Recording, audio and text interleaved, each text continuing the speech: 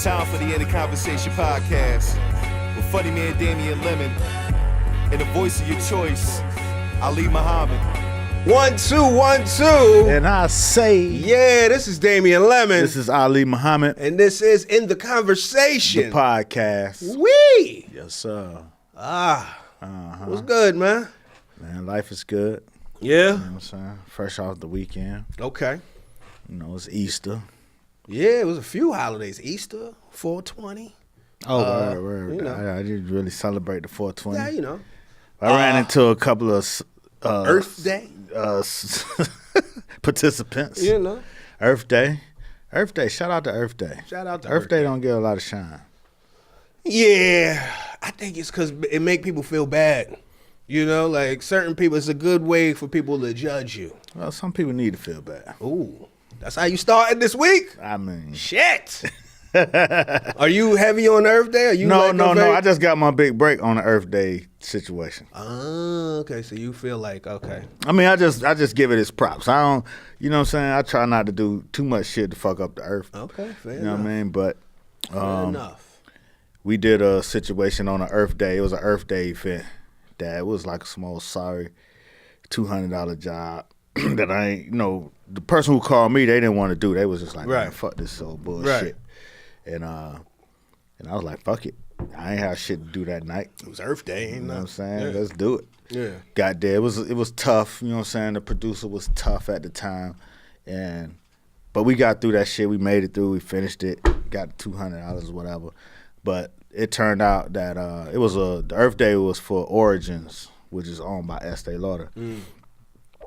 It turned out about 4 months later, get a call back, and it was Jane Lauder was like, the coverage we did was the best coverage they did on that event globally because they had that shit in 5 different markets on Earth Day. And that opened the door. After that, our shit was like... One of the Lauders called you. She didn't call me, but that was her. She gave us big. She gave us the plug. Like, Okay. She was like, Jane Lauder said that this was the best coverage on this event globally. So All right. we ended up doing their holiday web series for a few years after that. That's big. Yeah. Is Estee, is that a woman or a man? I think originally it was a woman. Okay. All right. You know. Yeah, I'm not sure. I know grandma, one other the great grandma or whatever started the company. Okay. Back in the day. Back in the day, way back. Yeah. So that's what's up. So how was your Easter, though? Easter was great, man. We usually do Easter with Bevy and Right. her family. They've been Right. hosting us for quite some time. The orphan family in New York. Oh, man. Nah. It was just like we would always go there on Easter, so we was there, and we had a great time, man. I was talking shit, you know what I'm saying, and then it all boiled down to the thrones after that. Oh, right. Was it good? What we going Thrones. to the thrones? Nah, we ain't gotta go to the throne. How was your weekend? How was your weekend? Man? How was your weekend first? We gonna What get the to them fuck did thrones. What did I do? 420. What did I do on 420? Did you participate? Yeah, I partook. I got into 420. I enjoy. I What watched you work it. with? You stay home or you was out in the streets? What was that? All right, so wait, let me figure these out. Okay. One night was... All right, so Friday, let's go through the whole thing. Okay. Friday, I actually went to the auto show. It's a weekend. Yeah, it was a weekend. I went to the auto show. Me and my homie Kev. I ain't been to an auto show in a minute. Right. We did the auto show. It was all right. It was all right. It was all underwhelming. It was regular. It's a lot of big-ass trucks coming, dog. It's a lot Trucks is the thing right now. But I mean, damn. All I kept looking at was, first of all, why this truck got to be this fucking big? And then, if you in the city, this shit don't make no sense because you're not going to get no parking Like nowhere. what? What kind of truck? What kind of SUV? Who had a big truck? All right, so so first off, my homie Kev, he just started driving maybe a couple years ago. But since he do the knowledge, this motherfucker read car and driver and all of that, so he was like the Sherpa through the whole shit. He was like, okay, what you're about to see, you see that big truck right there? I wanted to really see this. That big truck is called the Telluride by Kia. Kia jumped in the game with this big ass truck. Like, it's ridiculous. I didn't realize Hyundai makes Kia. So then Hyundai got a more streamlined version of what they did with the Telluride under another name. So there was that. Then, obviously, They had Camp Jeep out there, or like a little small version of Camp Jeep. But they had the what's the name of that Jeep that they do? They're it's like not the Wrangler. There's a Wrangler, but then it's a volume or whatever. But they had one that was like as big as a fucking Accessorod. Right. Shit was ridiculous. It was way too ridiculous. Then there was all types of just wild big ass trucks. Yeah, trucks is the wave. So it was the crossover SUV for a while, and then you got these mid-size SUVs, and that has like over in the luxury market, especially when they dropped the Bentley Jeep and then the Rolls Royce, SUV.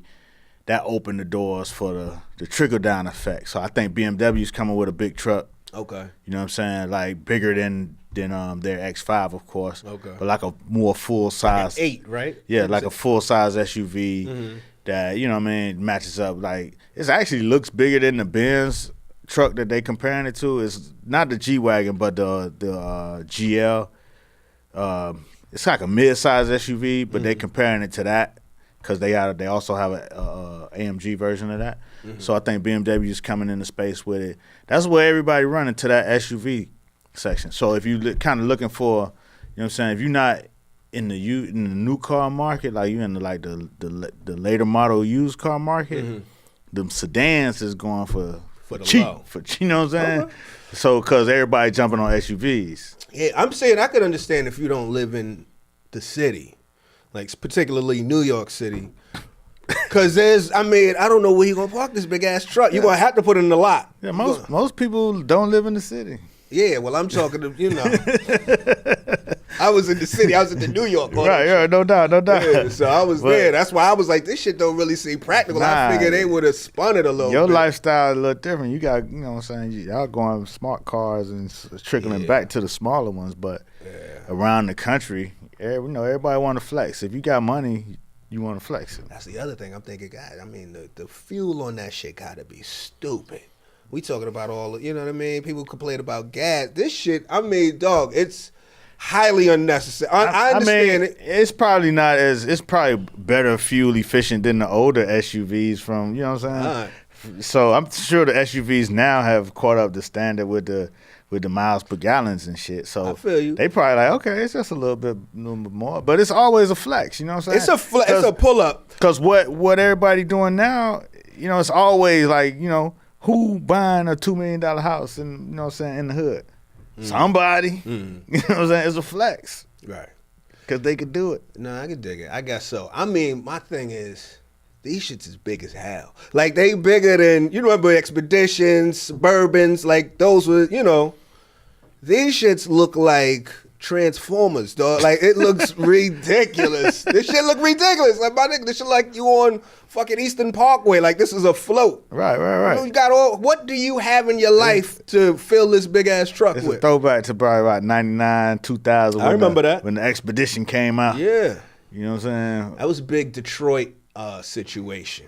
Yeah. Like, a lot of the people from, like, Michigan, I knew they would come through with them big ass trucks. A lot of people from everywhere had them big trucks, so maybe it's that time again. Maybe they trying to swing it back, see who biting on it.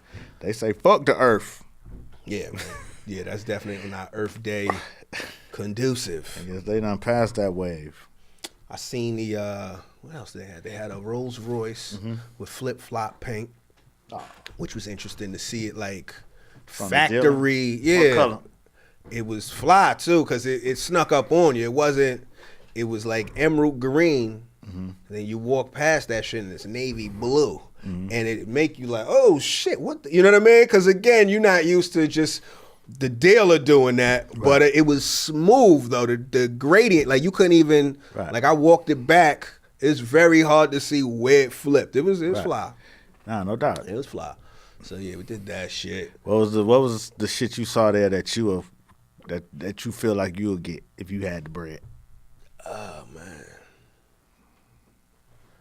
I ain't seen nothing super crazy. I seen some fly, like some of them AMG joints look crazy. Those but you about to be in the market again? Yeah, I'm about to. I'm about to switch. That's why I went, because it's time to switch the lease. So the people that I'm with now, they started sending me yo, listen, we'll buy you out. Said the people. The people, because I might disparage them, and I don't want to endorse or disparage. I'm in a negotiation. You know what I mean? I feel like LeBron right now. I can't tell you what I'm taking my talents to. But the people, I don't feel like, I mean, the car was fun, good handling, had a couple moments in it. You know what I mean? We know. I felt like they ain't really, the people don't all the way stand behind the vehicle. They were. Because when I came there a few times for their help, they kind of hit me with you know what I mean? Well, I mean, that actually could have happened because, I told you about when my AC was fucked up, and then they said the rats ate my AC. Right.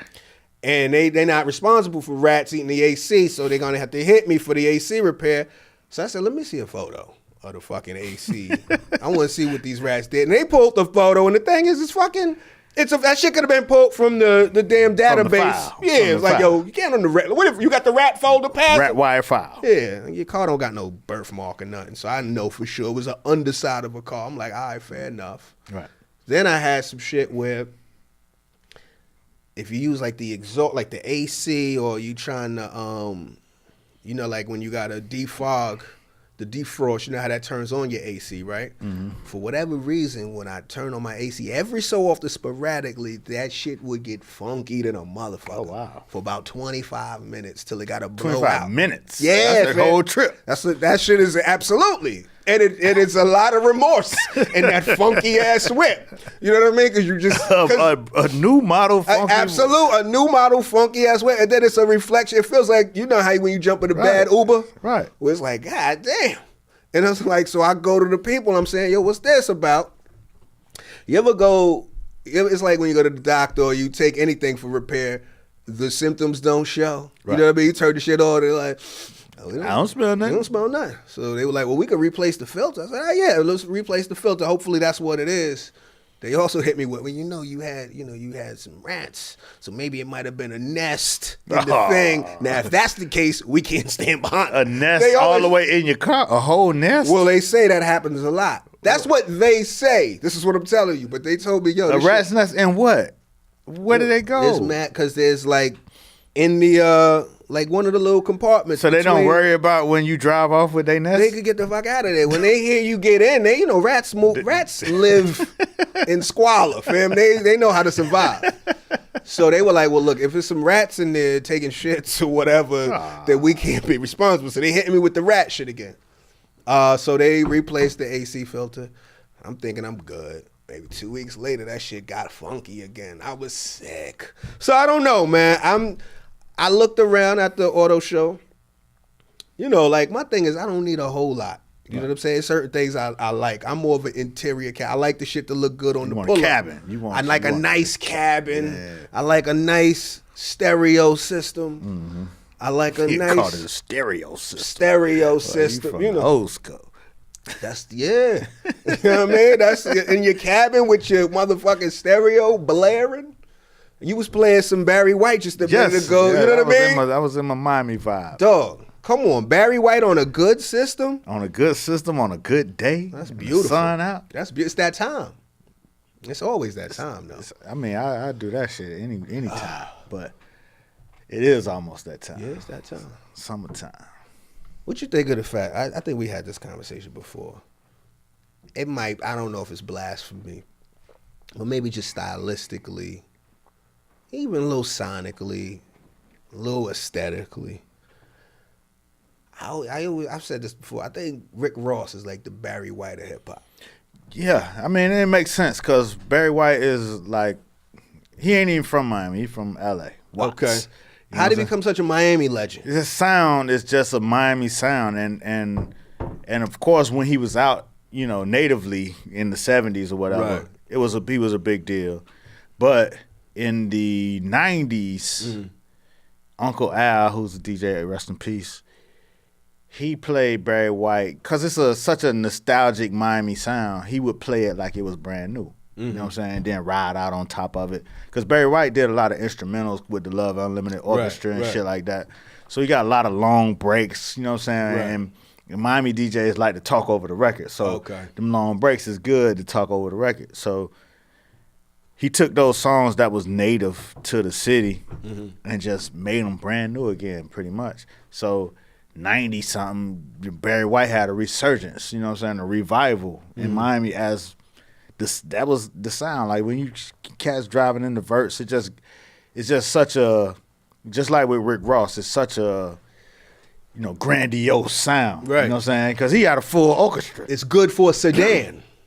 Good for a sedan, good for a convertible. You know what I'm saying? So Yeah. you got all these sounds. You got sounds in your system, but Right. you got flutes and Right. fucking Harmonicas. clarinets and fucking violins Yeah, it's fire. and basses. You know what I mean? It's just like it's sonically, superior. Yeah. And I think Rick Ross has tapped into that same energy. Yeah. And then of course, he's a big dude with a beard. That's Right. Barry White. Right, You know what I'm saying? exactly. Barry White had the ladies. You know what I'm saying? Uh-huh. This is Barry White, not a bad role model. Right now, You know what it's a cool, like the Playboy. Like I would be Niggas' shoes lavender. right. I would be Barry White if I wasn't so light skinned and skinny. Hilarious. You know what I'm saying? But you got some Barry White in your spirit. I got Barry White all in my spirit. I just can't pull the look off. Right. Right. He's a different type of cat. You know what I'm saying? You gotta, you gotta already have that. He turned like he was the original big boy. Was he the first one? Like, you know what I'm saying? Like fly, big boy. You know what I'm saying? Yeah. I mean, I don't know if he was the original Right. from the old school, but like we give that to like Biggie. You know what I'm saying? Heavy D. Heavy D, a different kind of big boy. Oh, you saying like more of a Playboy, like a silk shirt? like a serious, like Heavy D was kind of almost comedic with his, the overweight lover, da da da da da. Like, you know what I'm saying? You won't hear Barry White talking about I'm the overweight lover. He just come out, Okay. you know what I'm saying? It's like, It was just, I'm just grandiose. I'm grandiose and the motherfucking, you know what I'm saying? The ladies love me. I'm opulent. You know what I'm saying? In size. Everything's opposite. Barry White would wear a powder blue suit with ruffles. Right. And a big floppy, you Right. know what I'm saying, bow Yeah. tie. Yeah. You know? Yeah. shout With a out- perm. Yeah. Or With the at chest hairs out, or at heavy. least- Nah. He ain't never had chest. He ain't had them chest He would hairs? have this shit with the ruffles, and then he had like the press out. Like I don't know if it's a hot comb or a perm, but he had a Right. hot comb, Right. LA shit. Uh. Yeah, very Hilarious. opulent. You ever see the Simpsons character that looked like Barry White? Yeah. That's cool. But yeah, Miami adopted Barry White pretty much as an unofficial Miami representative of sorts. Did he live down there or not? Nah, So they his just- music. they His just music. embraced He's just a him. fan of his music. That's like Frankie Beverly in New Orleans. Right. I thought Frankie Beverly was from New Orleans. Right. You know You know what I'm they saying? just fuck with him heavy. So it's like, like a lot of like endemic songs like Dance to the Drummer's Beat, you know what I'm saying? That's like Bahamas, Miami. That's close. That's native. But like Barry White was adopted, you know what I mean? And a lot of that electro funk music that they would take from the breakdance era in New York was big in Miami, but we didn't breakdance to it. You know what I'm saying? It was just like hard. That was like the hard music. Like, So what was y'all doing to Dance to the Drummers Beat? oh, they gonna dance to Dance to Drummer Beat, not breakdance. They gonna dance. You know what I'm Oh, saying? it's like that. Some Miami dancing, Yeah, some they grinding. they're not grinding. Just That's by yourself. yeah. You can just do that Oh, by okay. yourself. You just What is that dance? dance? It ain't no. It ain't just you know, feeling it. You It's just just how- feeling it. You just okay. vibing. All right. You know what I'm saying? Like they call it, they got the juke now, you know what I'm saying? You could throw the D, you could do anything to that shit. Like, but it's just you know what I'm saying, that shit come on, you just like So y'all ain't never had no breakdancing out there? There's no There breakdance was some culture out breakdancing, there? but it was no breakdance culture. I can dig it. Like they play those fast, like the songs that people be breakdancing to on the movies Yeah. and shit. But nah, that type shit, the DJs will have a big ass wall of speakers and everybody just be doing what Riding out, yeah, talking riding shit out, over it. stomping and grinding to that shit. You know what I mean? So DJs will have a ball just talking over it. You know what I'm saying? Like Clear and Right. Body Mechanic, shit like that. Right. Those was breakdancing records in New York. Uh-huh. God damn. Pardon. Go ahead, brother. Disruptive. Hey, man. Dance Yeah, to the those- Drummers Beat. Those was breakdancing records in New York, but in Miami, those were street records. Right. And the DJs would kind of make the songs what the streets needed them to be. Okay. You know what I'm saying? So you might hear those same songs in a 73 vert, you know what I'm saying? Candy paint, 30s and lows on it. And that's the sound of Miami, you know? the older sound of Miami. I don't know. Miami got some new It's shit. the new sound. But like, you know, even now, like the shit that Ciara, Beyonce on, it's still in the vibe of the stick drill vibe. Like, you know what I'm saying? Stick music, you know? So it's still there. It's just fast. It's the dance too. It's all that shit. Yeah, that's what's up. What you do for 420? Absolutely nothing. No, I went to see Little. Oh yeah, Yeah. How was that? That was good. Yeah? Yeah. I took my daughter and my kids to see Little. That's what's up. Yeah, shit, you know. Yeah. Yeah, it was an interesting movie because you know, I knew it was developed by the little girl who stars in it. She developed it. You know what I mean? It was her idea. So And she had that idea for a few years too. you know what I'm saying? So that's like, you know what I mean? That's like a feat Yeah, that's in bananas. itself. You know what I'm saying? So that was dope to see it all the way play out. It got a little uncomfortable in certain parts. You know what I'm saying? Because when she was like a little girl, and then, but you know, she a grown woman. She's hollering and at then the teacher. the teacher, then the dude who she was, you know what I'm saying, fucking when she was a grown lady, he came through doing the goddamn Genuine dance, and you know, she like, hey, I was like, hey, nah, this is uncomfortable. I don't like to feel these. I don't a little like, uncomfortable. Yeah, I don't like these situations with the little, you know what I mean? Yeah, that's weird. So you know what I'm saying, it got a little uncomfortable in places, but you know, it was a good movie. Everybody liked it. Yeah. Everybody liked it. My niece was in it, so they was excited about That's that.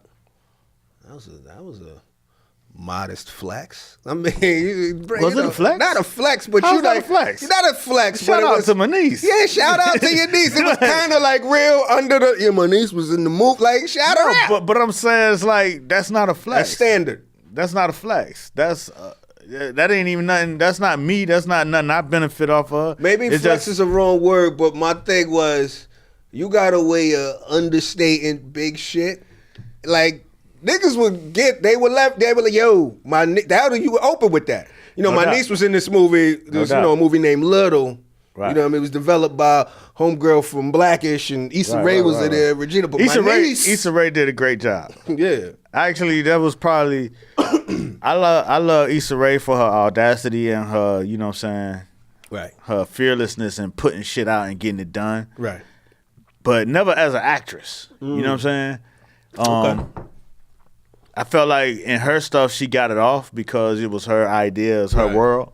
You know what I mean? But I think she actually came into her own in this film Right. and actually stole it from everybody. Really? Yeah, I think Issa Rae kind of outperformed everybody in this film in a way. Okay. You know what I'm saying? It made you really, she endeared herself to you. That's what's up. Yeah. I think she's doing I know she's doing a movie with Lakeith Stanfield. I don't know if it's a drama, but I'm curious to see how that go. Right. You know what I mean? She getting her acting all the way on outside of her own material, like you said. Yeah, she did good. I was proud of her. Yeah. Yeah. That's what's up. Not that I have, you know what I'm saying? Not that I'm. It is what it is, She man. my It's niece just- and that. it's black but, father. That's you know just what I'm your saying? energy. It was like, you know, I was like, damn, look at Issa getting it together. Because you seen her come up. Yeah, and then you know I gave her a hard time on Insecure first season when she had to cry at the end. I don't The remember. last episode of the first season when they broke up and then she had to do her little crying scene. Yeah. You wasn't with it. Nah. Damn. She ain't get that off. You that acting coach that they did cut. And I ain't even know I ain't even know study of acting like that. I don't really know what's what. I don't know what's good and I what's ain't not. feel not one emotion, man. But- Not one. But them tears didn't look too. They was hard to come by. They were just like she was really trying. A little constipated and teared Yeah, up. look. Shit. You might have had to hit the Visine. Think it was the Visine. I mean, I don't know what it was. It wasn't even that. It was just she didn't have it yet to portray that deep of a scene. Okay. Like that was a scene you really had to go there. You know what I'm Right. saying? I don't think she had it yet. Okay. She might. I mean, Yeah. I don't think everybody got that crying, you know, that emotional. I'm gonna portray this emotion. Nah, it's crazy. You know It's what I'm saying? tough. You know what I mean? Everybody don't have that. You know who got that shit? Well, a couple people. One, Viola Davis got her. She know how to go from a little tear to a full Right, snot full on. box. That's like her signature now. She want snot box on this one. Okay. But Jason Mitchell. Jason Eazy-E? Mitchell, Eazy-E. Eazy-E's a good actor, Pop. He Jason is a good Mitchell get actor. busy, What else he but was in? He's in The Shop. And in this past episode, you know, he's talking about, you know, the whole story basically. We talked about this last week, but it centers around the killing of a young kid. It's Jason Mitchell's little brother's kid, Coogie, right? And everybody that's interrelated, right? So, and I was thinking about that too, because I was like, you know, a lot of people compare it to The Wire, but it's more of like a family drama in the way of there's some street shit, but it ain't.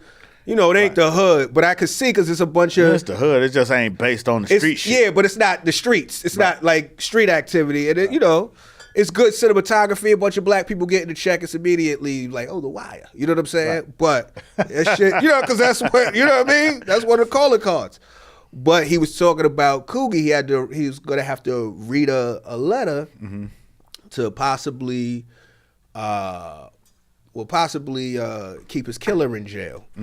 And so he's reading it to one of the little kids. He was like, yo, you in school. I just want to, you know, I want you to kind of let me know what you think. And this is Jason Mitchell. This is Jason Mitchell. And he's reading it, and it's a very sincere, you know, letter or whatever. You can tell he's getting emotional with the shit.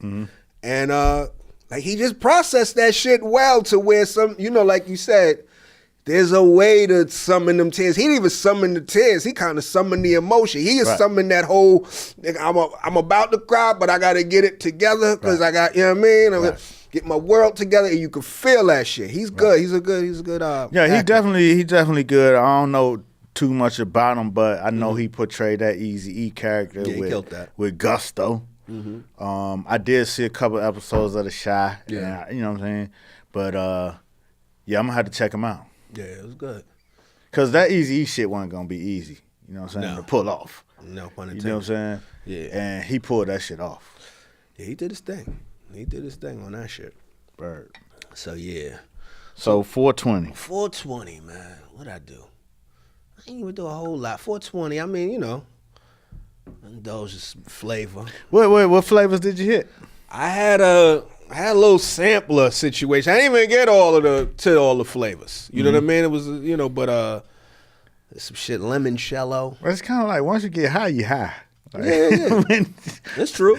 That's true. But it's just like, it's like different liquors. Right. You know what I mean? It's different. I was thinking about that because sometimes, because I'm one of those motherfuckers, I go to Leafly, I get a little hype beast with it. Like if that shit got over a 4, I'm curious. You know what I mean?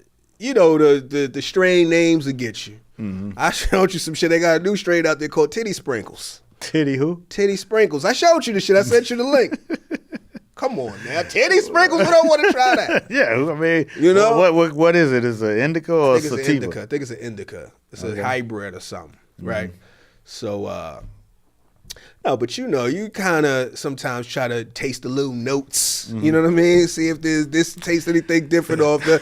More often than not, the high is the high. You know what I mean? That's mostly with all of that shit. But I've definitely watched strain reviews. You know what I mean? Motherfuckers be like, you could taste the pine on the exhale. I mean, you probably could, but after 3-4 puffs, you ain't tasting shit. Right. But that's anything. You know what I mean? That first sip, you know when they pop the bottle of wine, they give you the little wine, you could go through a couple bottles before you know what I'm saying? Go saucy? Before you too saucy to even care. But I'm saying, weed, once it hits you, you don't really give a fuck. But that's part of the shit. Right. That's also part of it. That's the high. But when you getting saucy, you're not sipping for notes on the third glass of wine. You're not do you taste the oak? I ain't never sipping for notes. I've sipped for notes because I felt like that was what it is. And you know what I mean? And I'm bullshit. And I don't, you know, we were just talking about that the other night. Somebody was like, yo, I could taste something specific as fuck. And I'm like, I had to challenge that shit. For real, you could taste that. They you were like, susceptible. Yeah. They could taste it. So did that shit. I watched the Fab Five Freddy doc on Netflix. Grass you watched greener. it on 420? I watched it on 420. Okay. Because it was popped up. Netflix had it bing. Right. That was, I think it dropped that day. Yeah, it dropped that day. I fuck with Fab Five Freddy. You know, typically weed documentaries are, you know, you don't get much out of it except if you like weed, then you'll enjoy this. You know what I mean? This type of shit. They give you a little bit of the knowledge, but he told a really good story. It was informational. It was entertaining, and the shit had heart. You know what I mean? Because I watched it with my lady. She don't indulge in all of that. And she was like... It had heart about what? Like, how you got... like, why you need heart for weed? You don't need heart for weed. You could just show strains and talk about it or whatever. What was the heart? Well, they told a few different stories. I don't want to all the way fuck it up, but, fuck it. Get me intelligent. All right, caught up, at least. So there's quite a few things that are dope about it. So he talks about basically, the history of the plant, right? And then how the shit got illegal. How it became illegal. Okay. You know about that. Yeah, everybody go through that. Everybody go through that part. Right. So they do that. Where the heart come in? They went, and I'm going to give, hold on, fast forward. Hold on, nigga, we on a podcast. We got 100 minutes to talk. So anyway, so they start talking about certain little characters in this shit. I'm going to give you the heart too, but they got to start. So there's one characters are the just people. In the lineage of weed, certain people that popped up. So there used to be a white guy named the Mighty Mesro, right? And he was like the connect. He was the plug for the tree back then, right? For everybody. So, for like the cats that were hip, you know what I mean? In the like whole country. In the jazz scene. In the jazz scene. In the Okay. jazz All right. scene. I think it might have been New York, like jazz scene, but amongst the jazz, because it was very big. In the jazz scene, they put it out there. First of all, I didn't realize jive is slang for weed. I never knew that. You always hear jive, turkey, you jive, you speak jive. You know what I mean? I never knew that's where it came from. But anyway, there's mad records about weed and jazz. And there's, all the little slang of the day. But they was talking about Mez. They shot him out and shit. Yo, you see Mez under the tree, da-da-da-da-da, whatever. He was a white Jewish guy. He got knocked, I think, for weed. He kicked it so much with the black people, he wrote the warden. He was like, you got me in the wrong side. He was like, right, because you got me in the wrong side of the jail. I'm a colored man. I need to be over there. They moved him over to the black side. That's how down he was. Privilege. basically. Usually your black ass trying to get moved to the white side. Nigga, you go into solitary. Look at these black ass walls. So, boom. So there was that. Then... what was cool, I'm going to get to the heart, but also what was cool, which I've never seen before, Fab interviewed Branson. Now, you've heard of Branson. Branson is like, Branson is like the Mez, but a black dude, but for hip-hop, up here in New York, where I never heard of him. Where New York ain't never really been known for weed. You know what I'm saying? Cali's known for weed and shit like that. New York, you getting, chocolate, you know what I mean? Haze, you know what I mean? But, Perp. Yeah.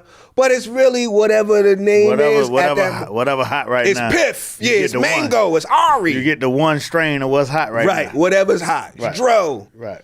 So, but there was this cat uptown named Branson who had like a dispensary type thing. Like it was, you had to know somebody. That's where you used to go? No, I wasn't even smoking. This is back in the day. Back in the day. Yeah. No.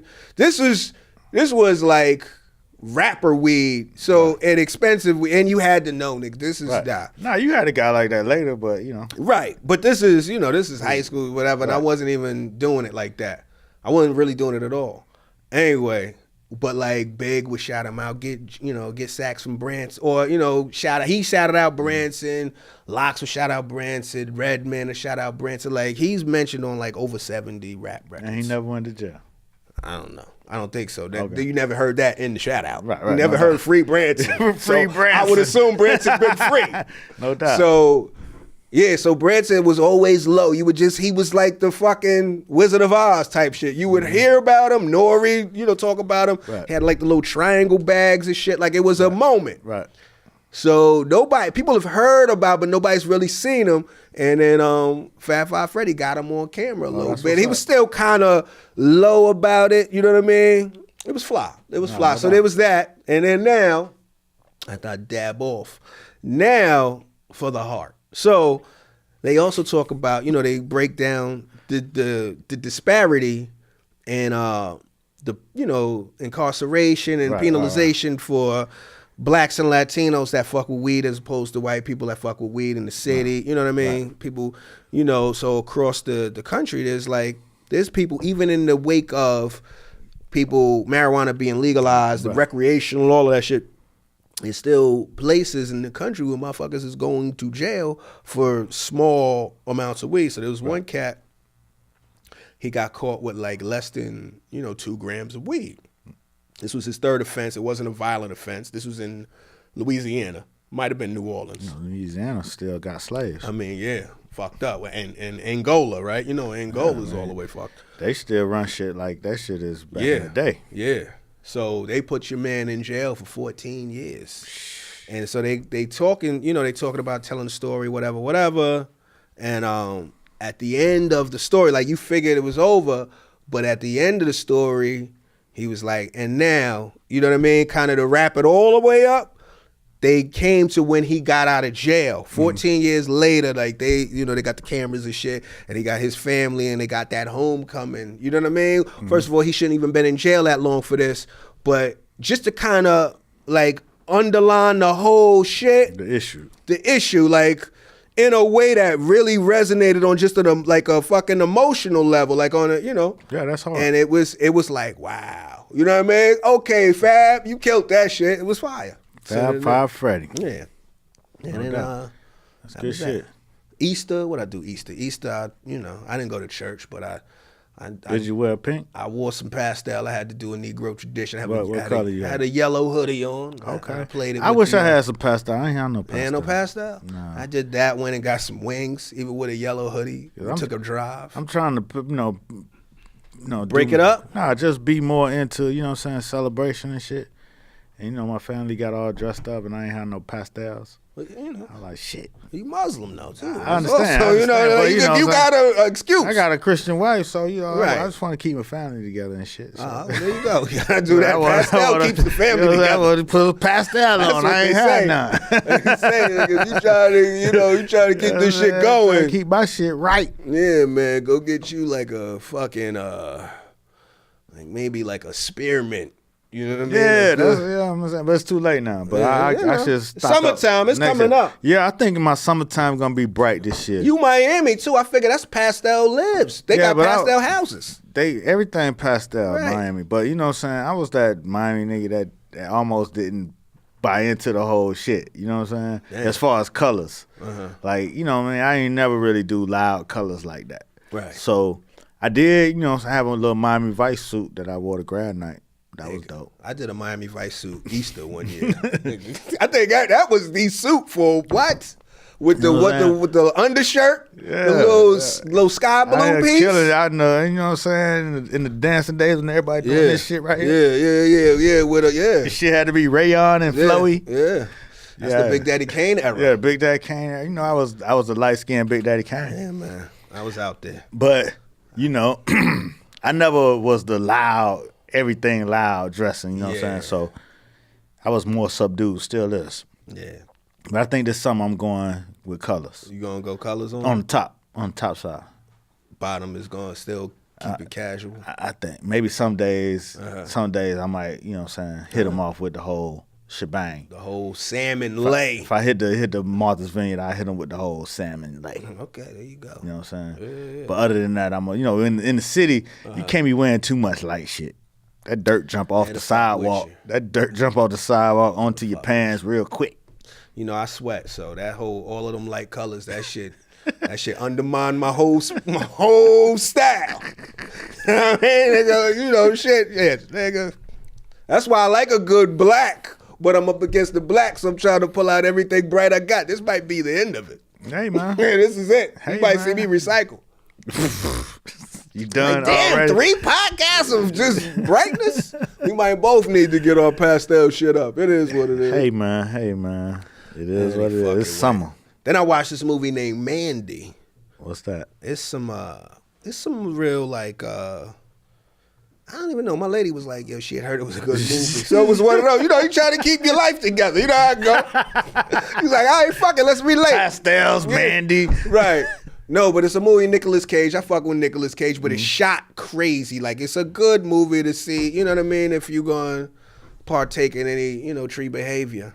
You know what I'm saying? But that tree was so strong, I fell asleep, man. And which one you hit? Which tree you had? Oh, some shit called limoncello. Limoncello. Yeah, shout out to limoncello. Shout out to limoncello. There's a few pieces, but I was on, my wife was watching Rami. Shout out to my man, Rami Youssef. Shout out to. I was actually supposed to go to the screening last week. Yeah, that's my guy. He did a guest spot on my show out in Minneapolis. Good dude, man. Oh, that's what's up. Yeah, He got a show on Hulu. Yeah. Called Rami. And my wife was watching it. I guess she was trying to catch up on this old Muslim shit. That's what, it's funny because I was about to recommend it. I've been recommending this to all my Muslim friends. You know what I'm saying? It's a little different because, you know what I'm saying, I'm black. I'm an African-American Muslim. Egyptian. He like a, you know what I'm saying, a Middle Eastern type of Muslim. Yeah. So the cultures are a lot different, but, you know what I'm saying, it's still the same kind of stuff that go on. And I thought it was very interesting how he played it out. It's like... Don't tell me too much. No, I'm not. It's like, what's my man name, the Indian dude? Which one? Aziz? Yeah. Okay. What's the name of his show? Aziz Ansari. Oh, Master of None. Master of None. It's the Muslim Master of None. Okay. You know what I'm saying? It's New York. But weren't they Muslim too? I thought there was a whole they were Indian. No. But I thought they were Muslim in the way that they didn't eat pork. Like there was an episode where I don't know if they was Hindu or Muslim. Shout out. I stopped watching after the Lena Waithe episode because I wanted it to be more black. Oh man, well because she killed it. Yeah, she killed it. It was almost her own show for that episode. I stopped after that episode. I've been promising myself to go back and finish the season. That episode is the black introduction to Master of None. Exactly. But I had watched all the other shit. I had watched it all the way up. The first season. That was the second season. No, it was man. That was the second season when she did that episode. Was it the second season? Yeah. Oh, okay. So I watched the whole first season, then I got to that episode in the second season. Was like, oh, okay, I'm good. Yeah. You know? There's an episode I think it's in the second season where I think it's his cousin kicks it with him, and the family's there, and his cousin is like eating pork on the low. Like he got a white lady. You know what I mean? Like he's like not in line with what the family would like. Right. And then he kind of got Aziz on the streets like, yo, man, this is how I'm really living. Or I think maybe Aziz caught him eating some bacon or some shit like that. But they kind of address it. But back to Rami. Nah, but Rami, you know what I'm saying, is interesting to watch it because, you know, there's certain things that you do go through that he was going through and shit. But then it's also like lining it up, even though the cultures don't match up one to one. Right. But when you know, I grew up in the masjid or whatever. Right. But I never really dated a Muslim chick until later, real later, you know what I'm saying? Because, you know, you know what I'm saying, you out, you trying to get some, you know what I'm saying, you trying to get some and shit. You ain't finna do that shit to the, you know what I'm saying, the girl at the masjid. You know what I'm saying? So you treat everybody at the masjid with the upright system with respect. Peace. But then, you know what I'm saying, you get out in the streets, you be like, shit, hey, what's happening? You know what I'm saying? So I didn't date a Muslim chick until later. Like, until the girl before my wife. Uh-huh. And the last girl I dated before my wife was Muslim. Mm-hmm. And so it's just a weird thing when you in that and you got all these ideals that you've been raised up on and how to respect the women, you know what I'm saying, fall back and all that. Right. And lower your gaze. Yeah, lower your gaze. You know what I'm saying? Don't stare too long, you know what I'm saying? You get the guy right now. Right. But then when you out in your wild, you know what I'm saying, menagerie. Right. Out in the world, you just, you know what I'm saying? Right. So you don't want to bring that shit into your wildness, so you keep that shit where it's compartmentalized. Yeah, you compartmentalize. Keep that relationship at the masjid. Keep this shit over here, you know what I'm saying? You know what I'm saying? Yeah, you know what I'm saying? You ain't gonna bring that self to the sisters like that. Yeah. So it was wild. So when you watching it, you know what I'm saying? You don't get a lot of that because again, it's a different culture, but you can see what he going through and where he's still out here. He, you know what I'm saying? He out here fucking and shit. Right. You know what I'm saying? Then you get caught up in situations, you know what I mean? So it's reminiscent. Uh-huh. It's not one-to-one, but I enjoy, like you don't see that representation on TV. So, you know what I'm saying? Representation matters. There you go. Shout out to Rami. I check it out. I've been meaning to check it out. It came out, last week? Was it? Like yeah. I didn't know it was new. My wife was watching. I think she was just doing some research trying to, okay, this what you be thinking. Hilarious. Oh, man. Yeah. What else is going on? There was some other shit that I wanted to chop it up with you about. What? Yeah, man. I actually wrote some shit down. You know me, man. I'm out here trying not to forget these things. notes and shit, but we could be more organic. If you No, got some no, shit no, to I'm talk good. If you got it, I'm waiting on you. Because I watched them Thrones. Oh, right. We can talk about the Thrones, but hold on. Yeah, let's talk about the Thrones, man. Well, hold on. Shout out to my man. I did the Cobra Club on Easter Sunday night. Shout out to my man Hari Kondabolu. Speaking of Muslim Hindu, he had a bit about that to where he was like, I'm Hindu. Well, I don't fuck his bit up, but basically how a lot of people think that Hindu is Muslim. You know what I mean? Yeah, because they ignorant. You know what I mean? But there's a lot of, But but I just wanted to shout them out. I did a benefit show. Mm-hmm. They got there's a organization called Educated Little Monsters, and it's like kind of trying to empower these young kids in some of these gentrified areas or whatever. Kind of, let me not speak to their purpose. They doing some good shit out there. I don't want to. When you nutshell a motherfucking mission statement and fuck it all the way up. Like, Damien, that's really not what we're about. That is not what we do at all. That was a poor gentrified areas. I mean, I don't know. I know it was. Listen, go to Educated Little Monsters. Google that and read up on it. Monsters, which is interesting. M-O or M-U? No, I think it's M-O. Okay, monsters. Traditional, yeah,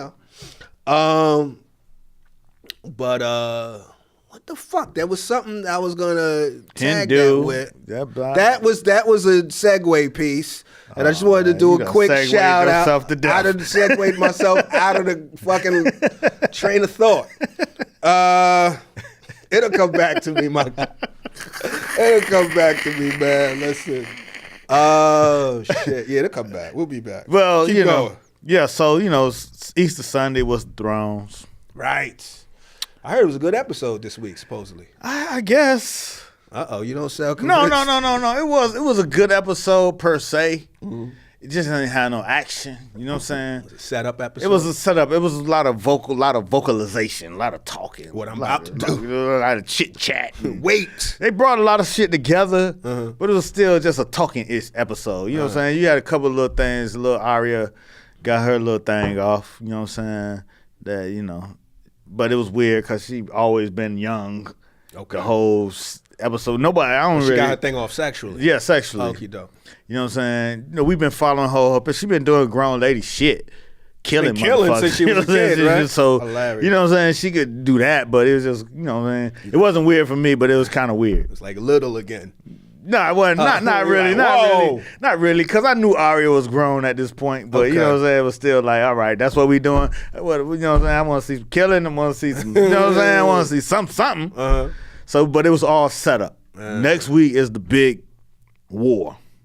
Is this the last season? Supposedly, this is the last season. So do they have to sew up a whole timeline? They probably ain't gonna sew up shit. You don't think so? Hell no, that ain't their style. Sew up. They just do what the fuck they kill want a motherfucker, keep it moving. But I don't know how it's gonna end. That's the beauty of it because they do shit so sporadic and random. Okay. And R&R. What's his name? Matt, you wanna jump? What's his name?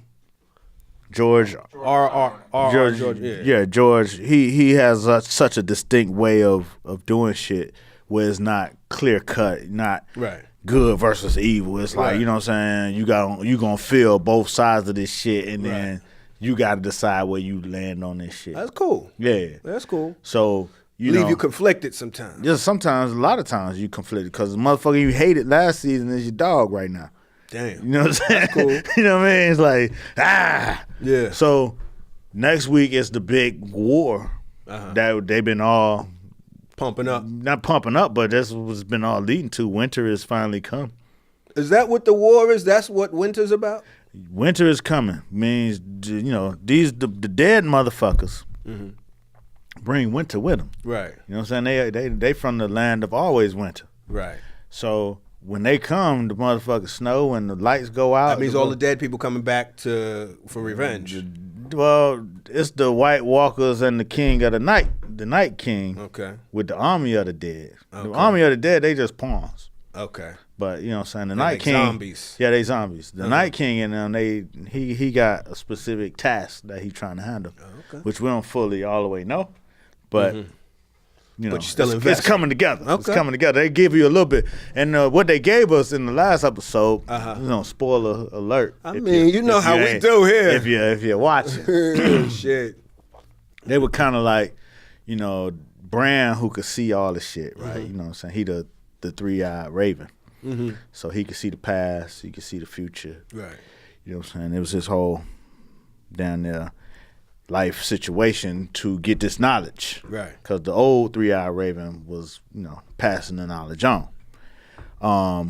He basically got caught up in a situation where he was out there too fucking long bullshitting.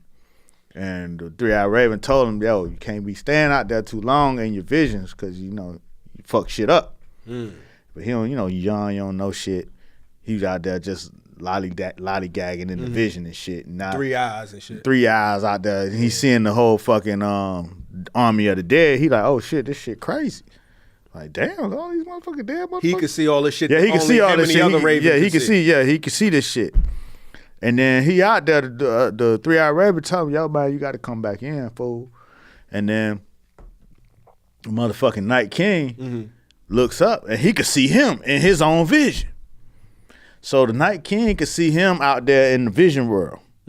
And he ain't know that because he dumb and young, and he just learning. 3-eyed raven told his ass to come back in. Night but King killed him. No, he ain't kill him, but he grabbed his arm like this. And, oh, shit! 3-eyed raven woke him up. But now he got the mark of the motherfucking Night King on him. You know what I'm saying? So now the Night King know where the fuck he at at all times. So, you know what I'm saying? Now the last little children of the forest got killed, fuck around with him. So why didn't the Night King kill him when he could have killed him? That's what everybody want to know. The Night King got a bigger plan. See what I'm saying? Because he could have killed Jon Snow too. Okay. But he didn't. So is it going to be a Benny Blanco from the Bronx situation where he should have killed that nigga a long time ago? Nah, well, we gonna see. All right. But, you know what I'm saying? See, Benny Blanco was just trying to get on. Right. Night King been on. Okay. Night King been around for thousands of years. So he just want to let you know, I see you. I see you. I see you moving around out here. He did him with a old school hip hop, like, you know what I'm saying? Some, you know what I'm saying? Let him know. Yeah. When they had got out of that last time, he hit him with one of these numbers. Yeah. The Night King? The Night King hit him with one of these. Speaking of one of them. You know what I'm saying? And that right there, throw your hands in the air. You know what I'm saying? What's what? Let them know. I'm out here. I know you see me with all of my eyes. What's up? Speaking of that, did you see we that? got some problems? Anybody got some problems? Did you see that footage of that fucking rabbit? Fighting? Yeah. Getting it in? That shit was amazing. But go ahead. I'm fucking you up. That was good. Go ahead. I'm fucking Night King. So anyway, the Night King, so Bran, who could see all the shit, they in there trying to map out how they gonna fight the dead motherfuckers and shit. So they like, you know, shit, what we gonna do? And then they like, nah, we gonna put everybody in the crypt. We gonna put you, Bran, all seeing motherfucker in the crypt. He like, nah, that ain't what we gonna do. Okay. Cause he could see wherever I'm at. You know what I'm saying? He like, put me out in the field. Right. And he was basically just saying how the Night King wants to kill him because, you know, well, Sam, who be studying the books and shit, he be learning all the history. He was like, you know, he would want to kill him first because he knows all the shit. Kill Sam. The history, the future, and the present. So when you get rid of him, you get rid of all memory of the people. They want to kill the people and erase all their memory. And I was like, damn. That sound like what they did to us. Ooh, stay woke. I was like, shit, is this a, you know what I'm saying? Yeah, so they try to erase our shit. Allegory. Don't want us to know who we are. Right. And see, Bran, he the one could tell everybody who they are and why. Like Jon Snow ain't know he the motherfucking heir to the Iron Throne. He didn't know that shit till last week. Really? All this time? All this time. He thought he was a bastard. He thought he was just an old bastard ass kid with a hoe for a mama. Interesting. Damn. Turns out. New information. Turns out, you know what I'm saying? He the heir to the fucking throne. Damn, ain't that a bitch? You know what I'm saying? He the key to the whole situation because he got the dragon blood and he got the wolf blood. Okay. And see, that's the two important shits in this story. Fire and ice. Okay. The fire from the dragon and the ice from the wolf. Okay. Yeah, you know what I'm saying? There you go. Bird. There it is. I don't know a lot, but I know a Nah, little the bit. people fuck with the people fuck with your recaps. Speaking of which, now I know what my thing was, and it was gonna be very quick, but it kind of has something to do now with Game of Thrones also. But we're talking about religion. Mm-hmm. I just realized Jesus was like a regular dude back in the day. Like I didn't, you know. What you thought he was? Rich? No, I mean, He had flip flops. dude, I grew up God fearing, so I ain't ask a whole lot of questions. And then I didn't. Grandma fearing. Right, right. Why you asking? Just pay. You know what I mean? Just don't worry about all of that. There's a lot of don't worry about all of that. So the origin story of Jesus, I didn't really. I mean, you know a little bit, but I knew like His the mother Cliff was a Note- virgin. You knew some of that. All right. You knew that, but I didn't know. Like I thought. Honestly, I thought a lot of that was like. Not fantasy, but I guess like mythology. Like I thought it was like a parable, like a parable or whatever. Yeah. I was gonna go mythology, but you said parable. But anyway, I didn't know this was a real cat that lived out there. He was like a disciple out, or whatever, And then I found out that didn't know he was basically living. I'd heard. Again, I didn't question a lot of this. You know what I mean? Like. Right. They said he only, you hear all of that, but again, like I feel this is a vulnerable moment. No doubt. Because this is the shit. Everybody go all these churches. Have your moment.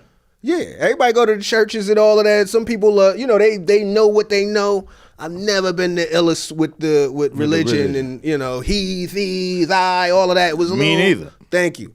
So, I had a conversation with my lady. She was dropping some gems, and she was like, "The Roman Empire made Jesus a deity." After he had died, maybe 300 years after he died, he was like a dead guy that was, a humble man. He, he started the Christianity movement, but it was kind of like an underground thing. But then over the 300 years, like all of the, like the poor people and stuff like that, they started to galvanize through the word, and it got so crazy that the Roman Empire was like, yo, we gotta kind of make this guy acknowledge. Yeah, we gotta acknowledge it because this shit could turn into rebellion. Mm-hmm. I didn't know all of that. I didn't know that. And then that they was turned kinda, them white, and then they, that was later on. But that all stemmed off of that. All came from a conversation about Kanye's Sunday service. Oh, and and also this pop-up church movement. Like you start to see churches. Yeah. But that's been the case. You always had pop-up church movements. What you talking about, Kanye, though? I wasn't really tripping. I mean, I told you I'm not the biggest fan of Sunday service joint. It feels, it's whatever. I think we talked about it. It's like gentrified church. Mm-hmm. You know what I'm saying? It feel real like. It's like playing records at the park. I dig it. I can dig it. Let's have a good time. I mean, they do it up in Hall. They do it a lot of places. Right. Some of these records don't sound that good. Like what? in these, they did when they did the we talked about that when they did the Soul to Soul record. Mm-hmm. However do you want it? It didn't kick how it was. Like when it's acoustic like that, it kind of undermined that little bass kick. It just the feel was a little gone. Well, I mean, Sunday service. I think the music sounded dope. Okay, you know what I'm saying? On the Coachella joints about. Yeah. Okay. Okay. You know what I'm saying? I was watching it through the little peephole shit. Right. You know what I mean? Uh-huh. And I was conflicted because, I love the music and how it felt. You know what I'm saying? I love the energy of the whole shit. I just, I'm saying, I couldn't get behind the messenger for some reason. Right. You know what I'm saying? And then my wife, she was all in. She, like church people. And I was like, you know what I'm saying? It's just so easy to forgiveness to get us with the church. Yeah. You know what I'm saying? Because like, what if R. Kelly did Sunday service? You know what I'm saying? Yeah. There would be a whole bunch of people who would go and would fall in line, and then everybody else would be like, motherfucker, how you gonna have R. Kelly singing the goddamn shit? Right. You know what I'm saying? Right. So it's like, But that's always been the way back. That's always been one of them. And it's a good wave. Right. You know what I'm saying? I think Ye is using it a successful wave. What's a successful wave to keep me flowing right through the whole shit? Right. You know what I'm saying? And I think that's his wave right now. Yeah. You can't argue with the God wave. Yeah.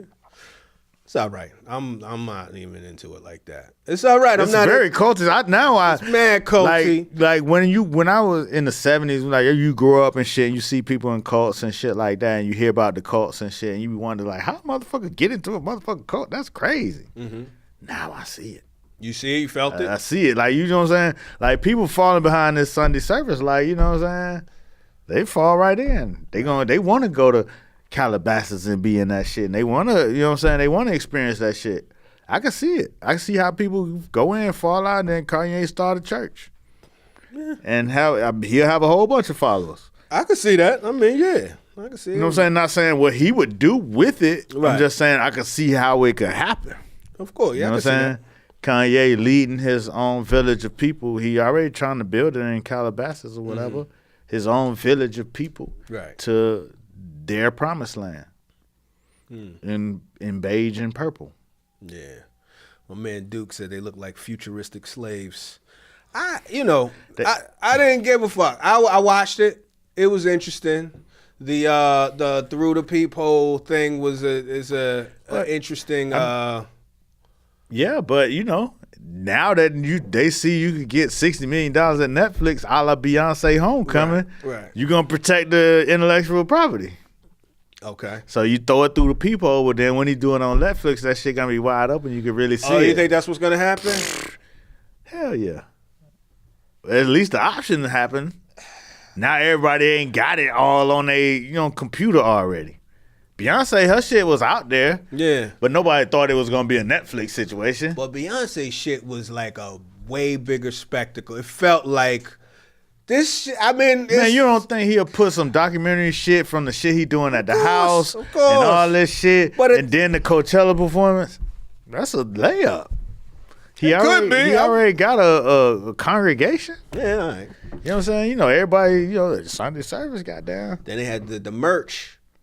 People was upset about the merch. Yeah, I wasn't really upset about the. I mean, it was pricey, but he's the merch god. You know what I mean? That's really his shit. I mean, upset about it. Ain't when we want, sweatshirt with Holy Spirit on the front. Right, or something like that. You know what I'm saying? For $200 and some change. I mean, it is what it is. Yeah. People felt like, is it wrong to sell merch at church? It ain't church. One, it's not a church. It ain't church, and he ain't no pastor. And that's the problem. Y'all giving them that shit. Y'all running. To? I don't know. To them? Whoever said that shit. They giving them the you know what I'm saying? That shit like he's a spiritual leader.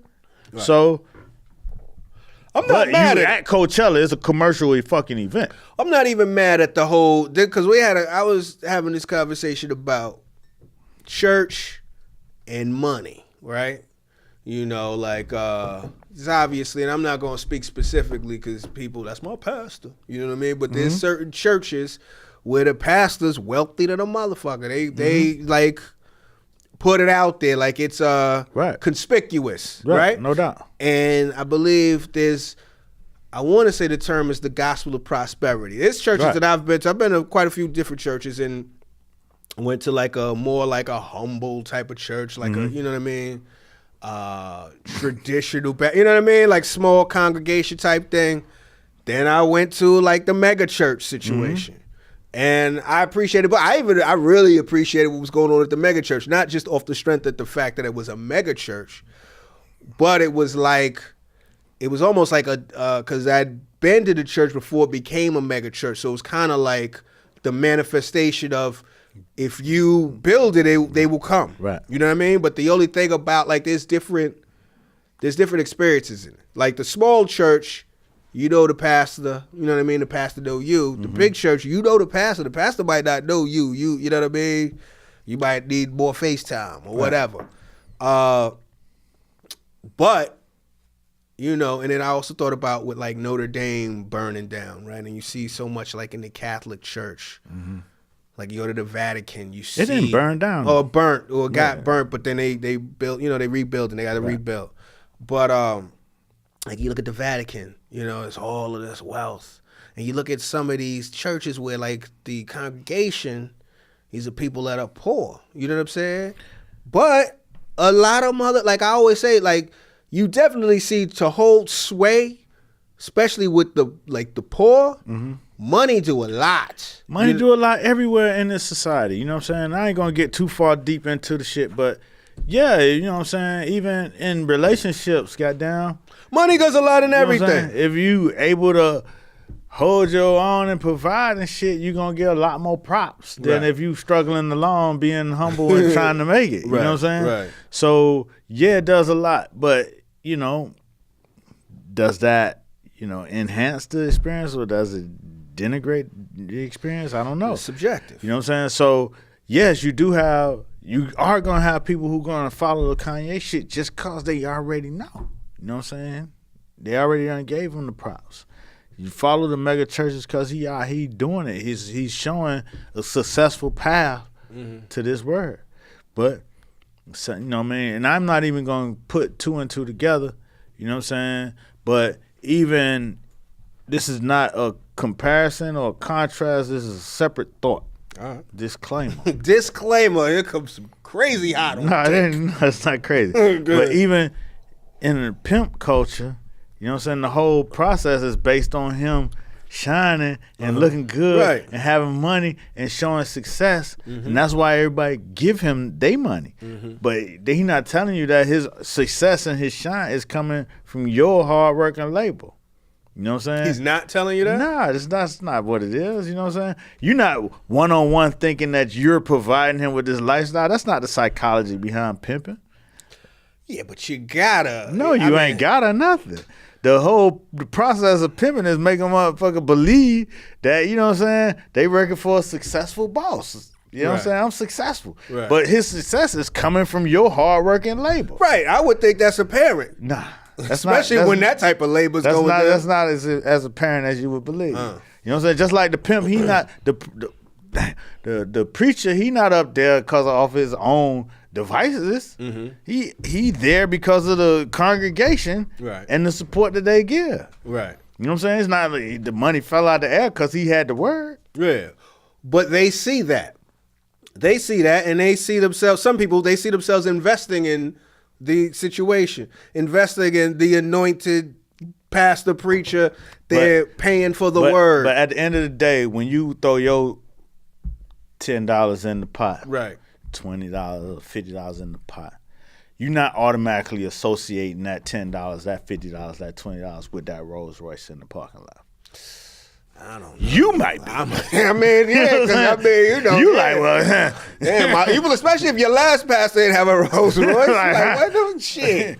Nah. But, you know what I'm saying? That's the thing. It's like, you know, you gotta keep that shit moving and rotating to where each individual is not motherfucking thinking about, you know, their contribution to your lifestyle. They just thinking about the leader and the leader showing up with shine. You know what I'm saying? As long as you keep hitting me with the word, keep hitting me with positivity, like whatever it is, that's what they're paying for. Right. That's kind of what they're paying for. Most general Americans, right? Hope. The general person is not thinking about where their taxes going. You know what I'm saying? And taxes coming out like pimpology. Bam, bam, bam, bam, bam. Everybody check. Rich or poor. Right. You know what I'm saying? Everybody get putting towards the tab. But the only people that's actually seeing where they shit going and you know what I'm saying, already expecting that shit to go where they're going is the people that got the most money. Right. You know what I'm saying? Like, hey, nah, dog. You know what I'm saying? Other than that, it's like, you know, you taking what they give you. Well, you also got to add the fact that if you don't pay, your ass go to jail. So there's a harsher consequence. No doubt. If you don't pay, you go to jail, but you're not actually automatically seeing my little tax money is going to these specific things and it's benefiting me. Some people do. Some people don't. Like, listen, my lady's the queen of, you know, that's the taxes at work. You know what I mean? To where you recognize that. And but that's a motherfucker that's woke. And that's like, you know what I'm saying, looking at that shit. I think there's people like that. I'm not saying there's not people like that. That belt line is taxes. But what I'm telling you is that most people not think about that shit on their day-to-day. They just go to work, you know what I'm saying? They trying to figure, okay, damn. Woo. You know what I'm saying? Motherfucker go higher up the scale. Right. They paying less of that shit. Right. You know what I'm saying? As possible. Right. Like, shit, we gonna claim this, that, the third, the art on the wall, the books. Yeah. Boom. Whoo. They more savvy. Yeah, they most savvy and they understand what's going on. But the average person not thinking, oh, this whole shit running off of my tax dollars. You know what I'm saying? These police are getting paid from my tax dollars. They not thinking like that. That's why police going in there doing any fucking shit they want. Because the people not really standing up behind their money that they putting towards the tax. The oppressed people. I mean, most of us are oppressed around this bitch. But I feel as though if you not even oppressed, but just ignorant, there's a level of because it ain't even ignorant. It's just like you not thinking about that. You not thinking about that shit every day. When the police pull you over, you not saying, "Motherfucker, I'll pay you." You like, let me get through this stop and get to where I'm going. But that's also because you know what I'm saying? Black. Exactly. Right. But that's what I'm saying. But you pay your taxes just like everybody else that pay these police officers. Of course. So you should feel entitled as a, you know what I'm saying, as a payer of taxes. Right. That you should be treated like everybody fucking else.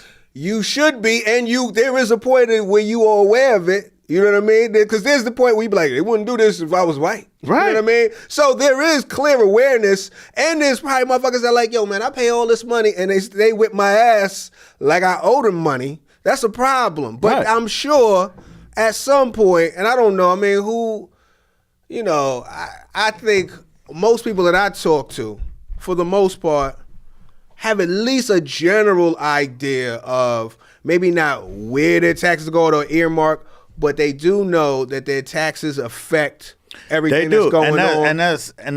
And then you also have to still consider the part of either you're gonna pay these taxes or your ass go to jail. There's enough people that we've seen go to jail to where we that's just the bottom part. I'm just talking about you pay them, you don't go to jail, and you don't think about where they go. It's like religion. Again, that's this whole conversation. Bring 360 all the way back around. Wow. You know what I'm saying? Like religion, you pay your tithes. Right. You know what I'm saying? You might contribute to the building fund. But you know what I'm saying? Why is it always a building fund? Yeah, why that shit don't move? Right, you're not thinking about you directly contributing to the Rolls Royce. That's not your thing. You came to worship. You came to, you know what I'm saying, do your part in the situation. Right. But back to that, like with the building fund that don't go nowhere or whatever, right? There's that. But then, like I said, when we went from this other church, and that shit went from a small church to a big ass church, and you saw your ties at work. Absolutely, and that shit you felt invested almost. You felt like shit. I'm proud. I'm claiming this. Right, no doubt. So when it's apparent, because you see it in the building, you see it in, it was presented as far as the infrastructure, as far as building the fellowship or whatever. Right. It wasn't, I want a money green Bugatti. Now I'm saying, if the pastor pulled up in a money green Bugatti, I know I'm not the only person in the congregation to be like, yo, what's going on here? Because, I mean, that's just not what's going on. It's definitely here. going to be natural, but you've already contributed. It's done, obviously, because he was able to do it. But it might affect your feeling, especially if you know what I'm saying? Listen, if you paid $200 for the Kanye merch and whatever for the Coachella ticket and whatever else you're going to contribute to the Sunday service movement, right? You know what I'm saying? You're not thinking about the you know what I'm saying, the 300 square feet of marble that they're gonna put in the kitchen, right? You know what I'm saying? That's not even gonna be part of your thought process. But it's also different though, because one, I don't look at Sunday service as anything church related. It's just an outdoor concert. Right. It's just him playing his shit acoustic, right? And it's like in a church mode in the way we fellowship it together, right? That's about as much as it's leverage.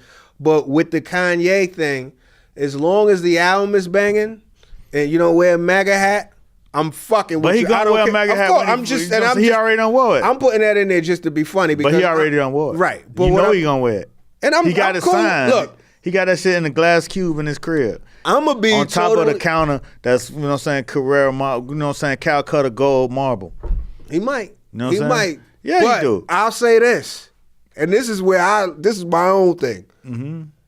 If the next album is fire, That's just what that man want to do. The next album gonna be fire. He just needed y'all to get back on his team. Yeah, but I think I still because he dropped that little 7-song shit. Yeah, that shit ain't do shit. Right. But so he need to get y'all back on the team. I think he won that. You can't go against God. Won that album was it was a couple records on it, but and then it was also conflated with the whole Trump shit in that moment. So in that moment, Cass was upset, right? So now and we still upset. Some are upset. You still upset.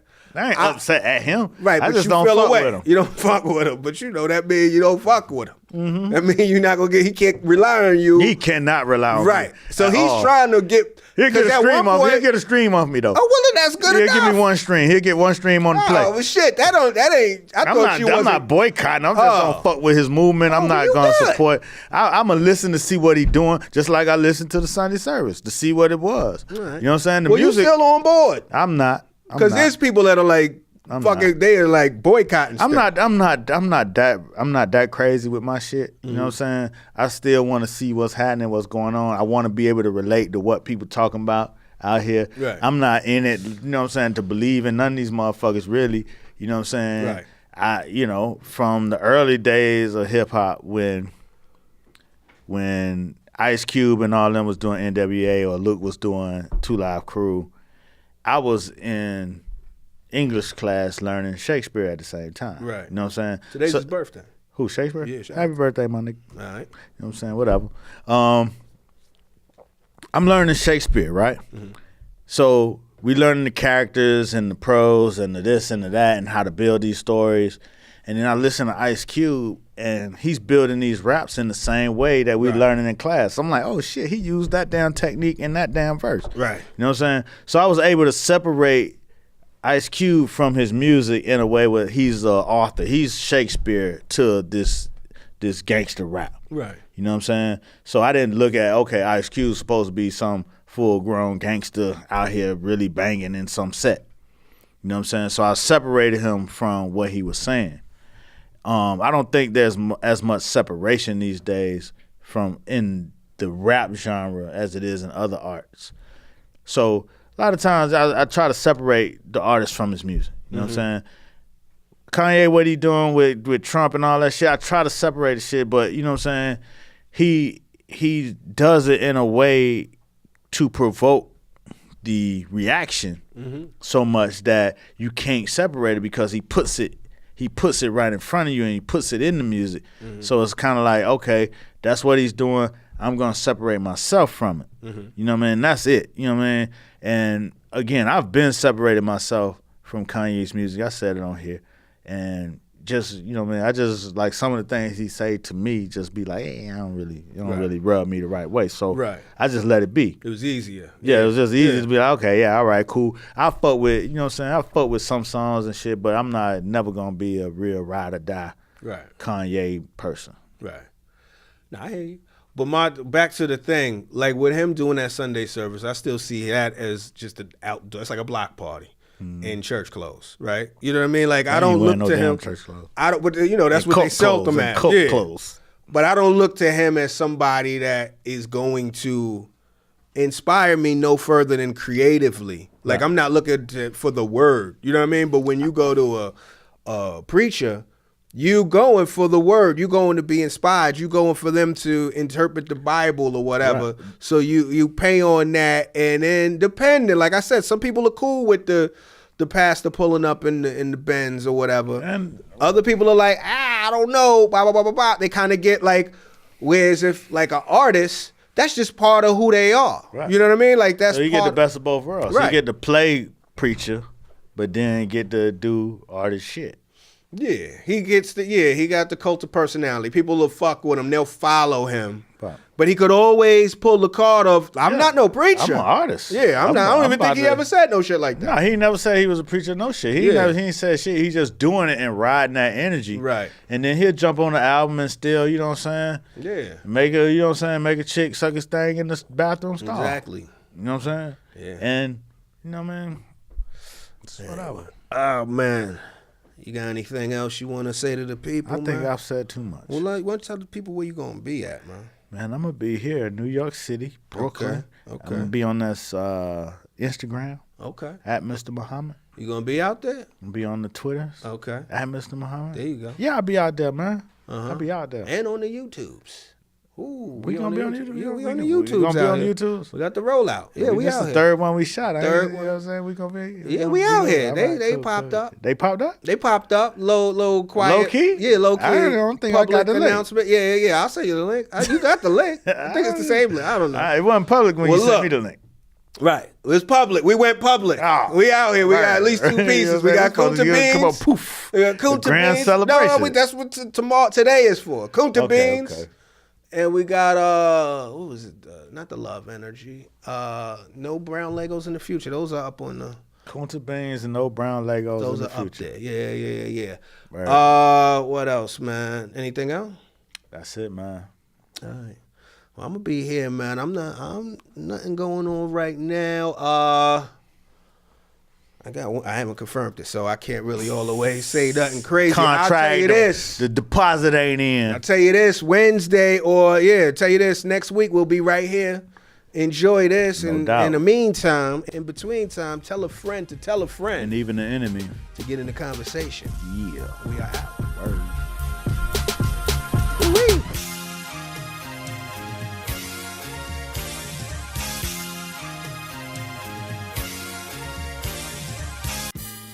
And the main thing of it all is to be in the conversation.